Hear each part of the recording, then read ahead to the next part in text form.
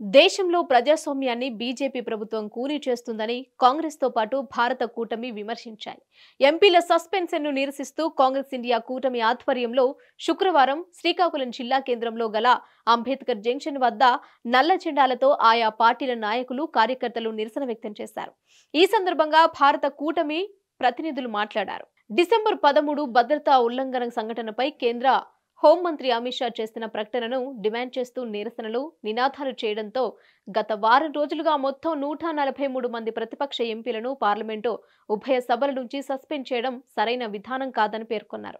ఎంపీల సస్పెన్షన్ పై పార్లమెంటు నుంచి ఈ రోజు ఇండియా బ్లాక్ నిరసన ప్రదర్శన నిర్వహించిన నేపథ్యంలో శ్రీకాకుళం జిల్లా కేంద్రంలో నిరసన కార్యక్రమాన్ని చేపట్టినట్లు వెల్లడించారు. రాజ్యసభ, లోక్సభ రెండింటిలోనూ ప్రతిపక్ష ఎంపీల సస్పెన్షన్ అంశంపై చర్చ జరపాలని కోరారు. 1989లో రాజీవ్ గాంధీ హయాంలో కూడా ఇదే విధమైన చర్చకు ఉపక్రమించారన్నారు. కాంగ్రెస్ తో సహా ప్రతిపక్షాలు ఈ చర్యను నియంతృత్వ చర్యగా అభివర్ణించాయి. ఇది దేశ ప్రజాస్వామ్య చిత్తశుద్ధిని దెబ్బతీసిందని పేర్కొన్నారు. డాక్టర్ అంబేద్కర్ రాసిన రాజ్యాంగం ప్రకారం ఈరోజు అన్ని విధాల అన్ని కూడా మార్చి దాన్ని వాళ్ళ ఇష్టానుసారంగా బీజేపీ ప్రభుత్వం చేస్తుంది. ఒక ఎంపీలకి రక్షణ లేదు, భద్రత అనేది లేకుండా పోయింది.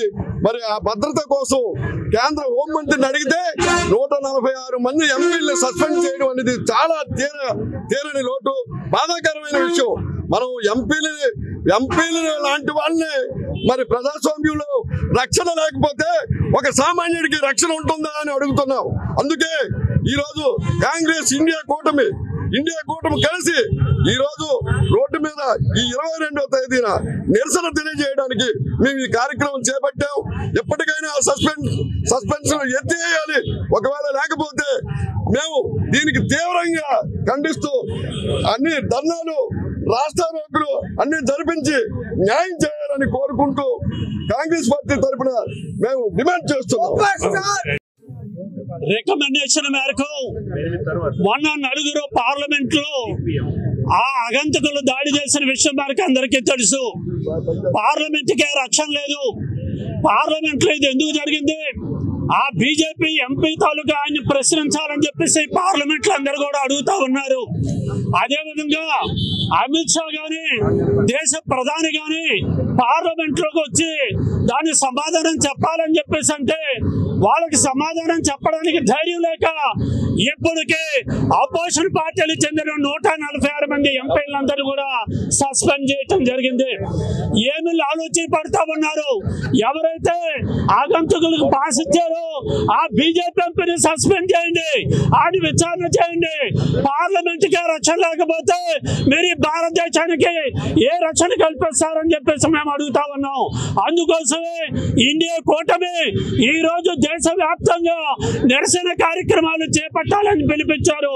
అంతేకాదు దీనితోనే ఆ 146 మంది ఎంపీల మీద ఆ సస్పెన్షన్ ని రద్దు చేసుకొని వెనక్కి పిలకపోతే ముందుకునే పెద్ద పోరాటాలు ఉన్నాయి. ఆ పోరాటాలన్నింటిలో కూడా ఈ దేశంలో ఉన్న 142 కోట్ల జనాన్ని అందరినీ ఐక్యం చేసి పెద్ద పోరాటాలకి ఈ ఇండియా కూటమి తరపున పిలిపిస్తామని చెప్పేసి వామపక్షాల తరపున, ఇండియా కూటమి తరపున మేము హెచ్చరిస్తా ఉన్నాం.